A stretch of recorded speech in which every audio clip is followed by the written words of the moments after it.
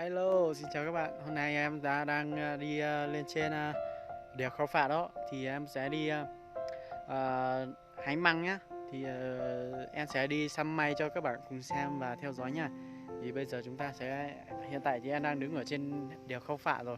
Và bên kia là đường 32 nhá. Em đang đứng ở chỗ cái bãi vàng bằng phẳng này này. Thì hôm nay gia đình có bảo là đi hái măng á. Thì mẹ với cô đi hái măng trước rồi thì em sẽ đi săn mây cho các bạn cùng xem và một tí xem mẹ với cô có hái được măng nhiều không nhé. Thì em đây xem săn mây thì mẹ với cô bảo là đi thì rất là nhiều bụi cây bụi cỏ nên là không quay được, thì em sẽ đi săn mây cho các bạn cùng xem nhá. Ok, let's go.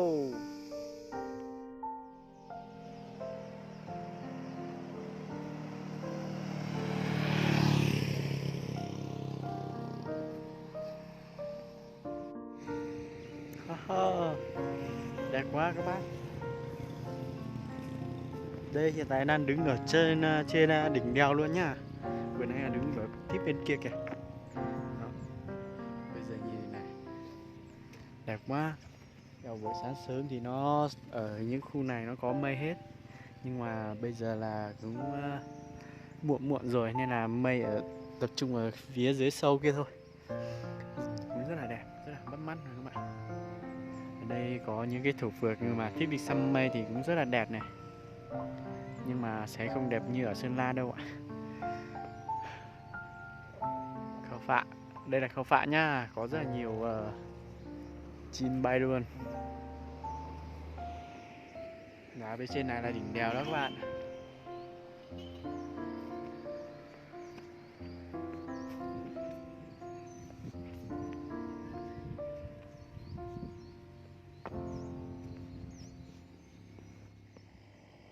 Ở đây các bác ơi, mây đẹp chưa kìa. Người ta đang đứng ở trên gần đỉnh đèo luôn đó. Nhìn sang mây bên kia cũng rất là đẹp này. Wow. Cái này cho những cái anh thủ phược đi săn mây đây. Đó, đây trên đường quốc lộ luôn nha.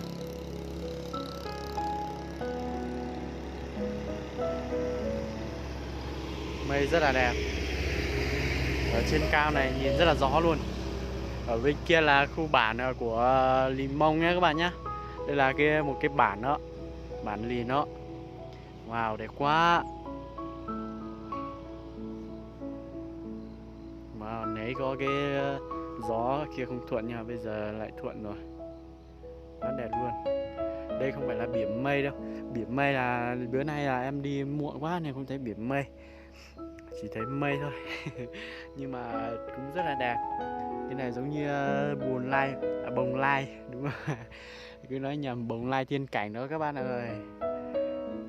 Đó, bên dưới này là một cái ngôi làng rất là khang trang và nhìn rất là đẹp. Đó, cái khu này là một cái bản đó. Wow, nhìn đẹp quá trời luôn. Đây là trên Khao Phạ nhá. Săn mây đây. Bây giờ trên Khao Phạ người ta vẫn đang rất là nhảy dù nhá. Đây có những cái chùm hoa này cũng rất là đẹp này các bạn ơi.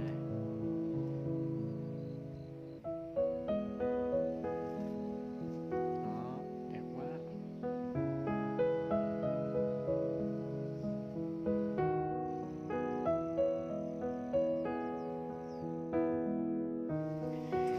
Đây các bạn nhé.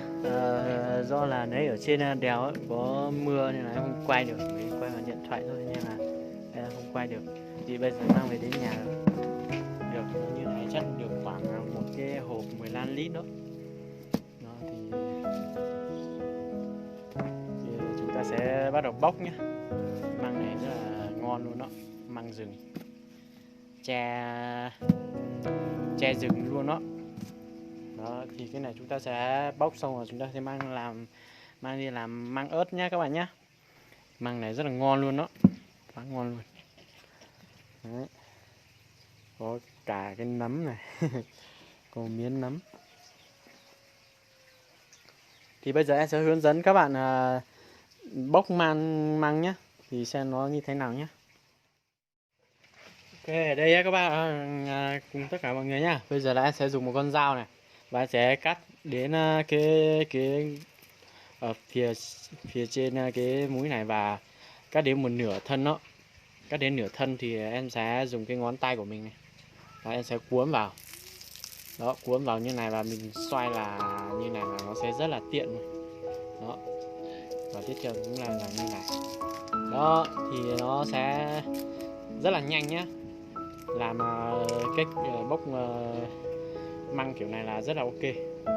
Người dân tộc ở trên em thì hay bốc như vậy thôi. Thì cái phần dưới này thì mình phải bốc từng cái một. Đó. Mà ở trên thì được như vậy thì rất là ok nhá, rất là nhanh. Cái này chỉ mất mấy phút mấy giây thôi, mấy chục giây. Đó, chúng ta phải làm một loạt hết đi. Đó, hết một nửa như này này. Đó, và chúng ta xuống cái ngón tay này. Đó, rất là nhanh thôi. Đấy, và bốc. Đấy, thì làm như này rất là nhanh nhá.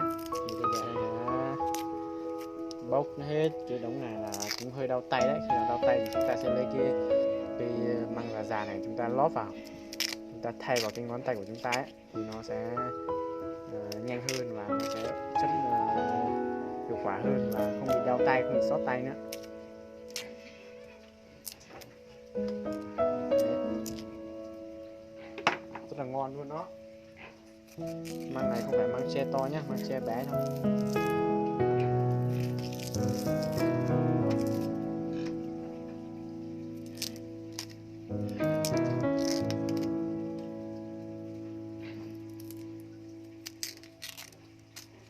Rất tuyệt.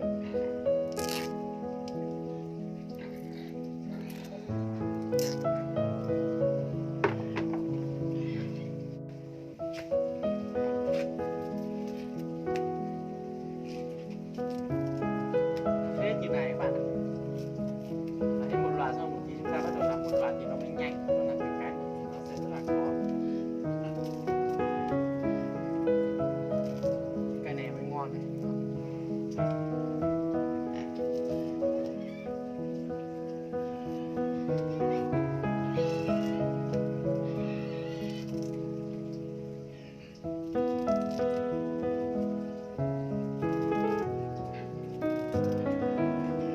Đó, như này này. Đấy. Rất là nhanh và ngon. Sạch nữa.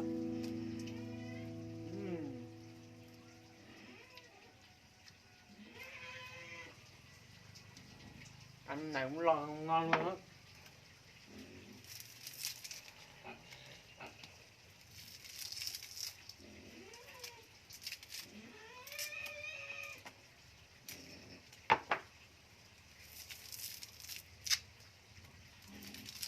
Đó, rất nhanh luôn.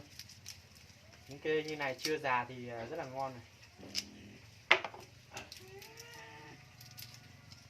Cái này chúng ta trộn vào ớt là rất là ngon luôn nhé. Quá tuyệt luôn đó. Mang ớt này đặc sản ở Mù Cang Chải đó các bạn.